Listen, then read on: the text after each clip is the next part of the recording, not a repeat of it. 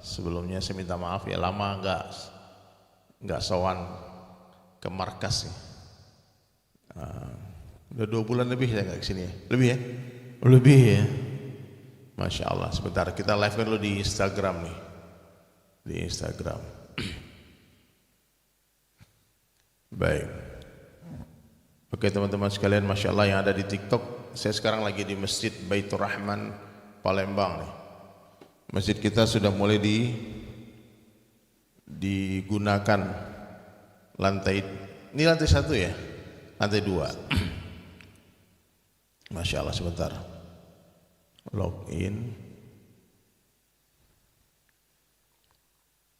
Jadi kuasa Allah nih Pak, saya dapat jadwal khutbah di Padang. Maka ya Allah, ini kesempatan untuk sowan. Tapi nanti insya Allah pulang dari Padang mungkin agak lama di sini, 2 minggu di sini mungkin. Mudah-mudahan menjadi asbab hidayah. Baik teman-teman sekalian yang ada di sosial media, di TikTok dan di Instagram.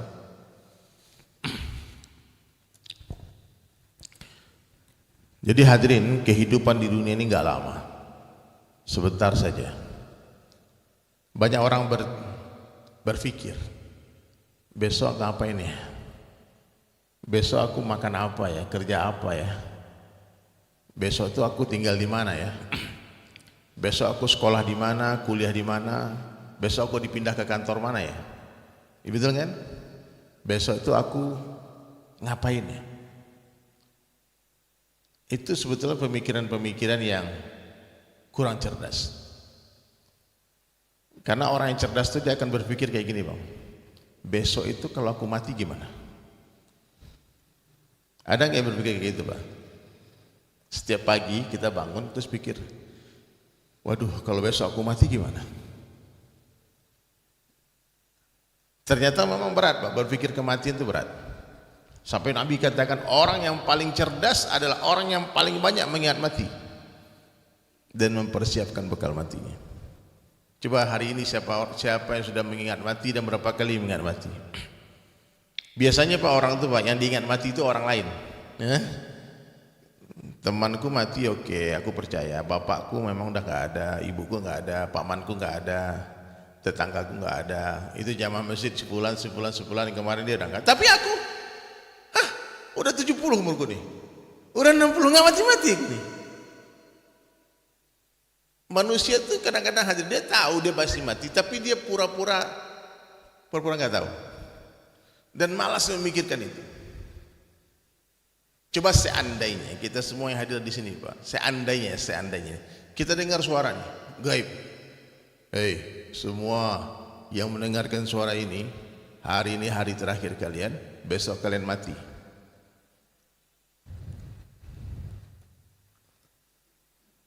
Kira-kira hari ini ngapain Pak? Masih mau maksiat nggak? Orang tua kita yang lama kita nggak telepon nggak? Adik kakak kita yang lama nggak teguran gara-gara warisan, kita minta maaf nggak sama dia? Ada orang dengan tetangganya Pak, bertahun-tahun nggak tegur siapa Pak, hanya gara-gara air, hanya gara-gara cahaya yang tak masuk ke rumahnya. Makanya hati-hati Pak, orang yang bangun rumah tinggi ini, dia bangun rumah tinggi terus menghalangi rumah angin masuk ke rumah tetangganya, itu jadi masalah di akhirat. Minta maaf Pak, yang punya rumah-rumah besar itu Pak, kita telah menghalangi cahaya matahari masuk ke rumah tetangga kita. Kita telah menghalangi hembusan angin yang masuk ke rumah kita. Dulu sebelum rumah kita ada, tiap hari sejuk rumahnya. Kita bangun rumah, panas rumahnya. Nah itu harus kita minta maaf. Iya. Maka hati-hati Pak. Berapa kali ini? Bahkan Nabi katakan urusan tetangga ini ya, urusan tetangga. Kalian masak, lalu wangi makanan kalian tercium oleh tetangga. Lalu kita tak bagi makan tetangga kita, itu jadi masalah di akhirat. Bahkan kata guru saya, almarhum Kiai Zairon, seorang ayah yang membelikan anaknya mainan, abang membelikan anak mainan, terus melihat mainan anak kita, menangis anak tetangga, itu pun akan jadi masalah di akhirat. Oh begitu pentingnya masalah tetangga. Nah, jadi orang yang pertama dihadap-hadapkan di akhirat nanti kepada kita tetangga kita. Nah sebelum kita mati, pulang-pulang nanti Pak, cobalah Assalamualaikum ke rumah tetangga, minta maaf selama aku bertetangga dengan kamu mungkin ada musikku yang kekerasan mengganggu tidurmu. Mungkin ada bunyi piringku, sendok, garpu yang terdengar di telingamu. Kau lapar, kau tak aku bagi makan. Itu kata Jalaluddin Rumi, itu musik yang paling haram itu bunyi sendok garpu yang terdengar oleh orang miskin. Nah, sementara kita nggak bagi dia makan. Nah, jadi hadirin sekalian, buatlah persiapan. Dari Sulaiman tuh datang sekali-sekali ke Palembang tuh cuma ngingatin itu aja, Pak. Ingatin mati aja, Pak. Kalau ilmu halal haram tuh banyak habib-habib, guru-guru yang datang. Ada rekaman ceramah saya di YouTube tuh ribuan. Satu pun tak ada yang berfatwa. Nggak ada. Saya cuma nyampaikan perkataan para guru-guru kita, para ulama, dan saya spesialisasi saya mengingatkan orang kepada kematian. Orang kaya mati, orang miskin mati, raja-raja mati, rakyat biasa mati. Nah, cobalah Pak hari-hari ingat mati, ya Allah. Dan malaikat maut itu ternyata 70 kali setiap hari menatap wajah kita. Malaikat maut itu ternyata 70 kali setiap hari menatap wajah kita. Ingat gak kita dulu? Di sini jamaah masjid aku suruh beli koper yang isi kain kafan. Dulu Pak, ini mohon maaf ya, kalau ada tamu-tamu ya, ini Masjid Baitur Rahman ini hampir semua jamaah udah punya kain kafan, Pak. Koper, di dalamnya ada kain kafan, ada kapur barusnya, ada tikarnya. Orang pikir gila, ini bisnis apaan? Ini bukan bisnis, ini sebuah sarana mengingat mati. Siapa yang mau bisnis? Kalau orang bisnis itu Pak, enggak. Bagaimana orang setiap hari dia pergi, dia lihat, oh, saya pernah khuruj ke India. Ternyata salah satu jamaah saya orang Kamboja, Pak. Orang Kamboja, Caca ini, kakek ini umur 92 tahun. Dia nggak bisa bahasa Inggris, dia nggak bisa bahasa Melayu. Dia ngomong bahasa dia aja. Jadi kalau kita ngomong sama dia pakai bahasa isyarat. Dikit-dikit dia, Pak. Suatu hari dia bongkar tasnya dia. Kelihatan di dalam tas itu kain yang udah berwarna agak kuning-kuningan Pak kainnya. Lalu kita tanya, apa ini kakek? Caca, apa ini? Dia bilang, sejak aku umur 60 tahun aku sudah siapkan kain kafanku. Umur 60 tahun aku udah beli kain kafanku, dan sekarang umur dia udah 92 tahun. Dan tapi sekarang dia udah meninggal, Pak. Aku cek udah meninggal dia. 32 tahun dia buat persiapan sampai menguning kain kafan itu. Maka kata Nabi, berapa lama pun kau hidup di dunia ini, meskipun 1000 tahun, ujung-ujungnya mati juga, Pak. Ujung-ujungnya mati juga. Maka penasihat yang paling dahsyat bagi manusia itu adalah ya mati itu, ajal itu. Nah, juga sekarang pikir, Pak, ya mohon maaf ya, kadang-kadang kita udah sakit-sakitan, udah tahu uban dah mulai tumbuh. Tapi masih tulul amal panjang, angan-angan cinta dunia, angan-angan melewati batas umur. Na'udzubillah min dzalik. Boleh kita menanam pohon dengan niat sedekah, nanti mudah-mudahan anak cucuku yang menikmati, boleh. Tapi kalau kita mengejar dunia untuk kesenangan nafsu kita, kita bangun dunia, beli semua dunia, tahu-tahu meninggal dunia adalah sebuah kejahilan, sebuah kebodohan yang teramat sangat. Sibuk membangun dunia, lupa pembangunan akhirat. Nah, maka hadirin sekalian, ini Masjid Baitur Rahman ini sudah mendunia namanya, Pak. Saya keliling dunia kemana-mana, saya sebut nama ini, nama masjid ini. Dan mudah-mudahan mimpi kita jadi nyata. Masjid ini akan menjadi salah satu masjid terunik dan terindah. Ya, saya di Jakarta lagi sibuk menyelesaikan lukisan Al-Quran ini. Ya, sekarang sudah masuk ke juz 21. Doakanlah ya, 9 juz lagi. Mudah-mudahan 2024 nanti selesai 30 juz ya. Yang donatur itu yang sabar-sabar lu sedikit. Nanti nama-nama donatur akan ditulis ketika halaman itu sudah ditasih. Sudah ditasih sama ulama, sudah habis Quran, nah baru kita tanda tangan. Nah, tanda tangan itu sebetulnya tanda lukisan itu sudah jadi. Ini semua belum jadi, Pak. Ini mungkin masih ada titik yang kurang, ada posisi yang kebalik-balik. Nah, maka yang habis Quran minta tolong ya, yang habis Quran tolong diselidiki tulisan ini. Ini teman-teman sekalian yang ada di TikTok. Nah, ini lukisan Al-Quran 30 juz Sementara waktu di display di sini di lantai 2, tapi nanti displaynya itu di atas di lantai 4. Di lantai 4 itu dibuat nanti ada galeri Al-Quran.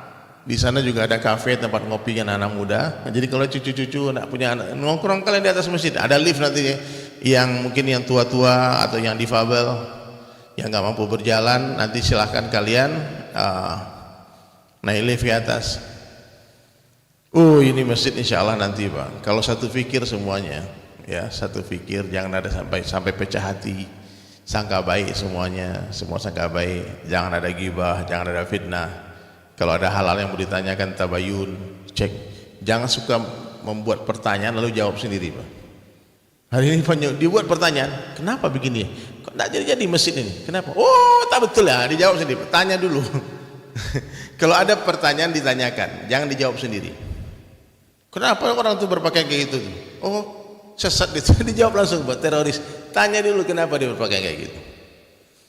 Nah, maka tidak ada amalan yang lebih hebat di dalam Islam melebihi sangka baik. Sangka baik kepada Allah, sangka baik kepada hamba Allah. Ya, aku pengen sangka buruk bang, boleh nggak aku sangka buruk? Boleh, tapi sangka buruklah kepada diri kalian masing-masing. Kita boleh sangka buruk ke nafsu kita Pak. Nafsu kita ini dia suka menjerumuskan kita Pak. Nafsu ini bodoh tapi kuat.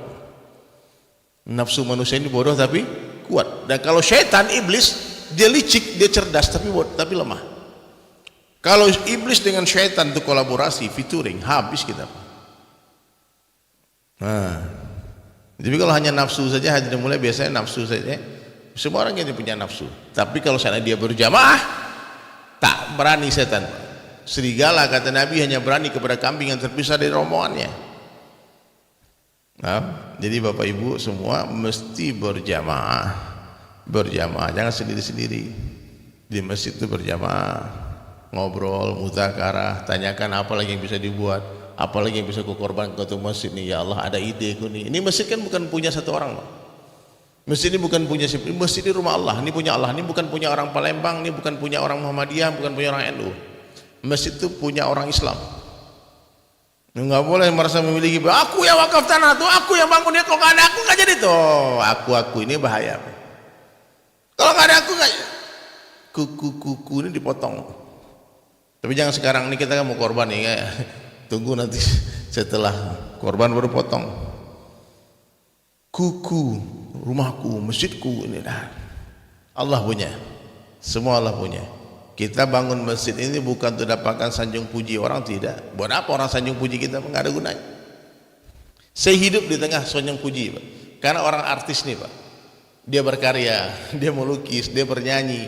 Di atas panggung itu tempat puji-pujian, itu tempat syaitan Pak. Ya. Makanya orang-orang naik panggung itu kalau dia lupa diri dia turun panggung Pak, habis. Nah, saya tahu betul Pak, jadi nggak usah malah berharap.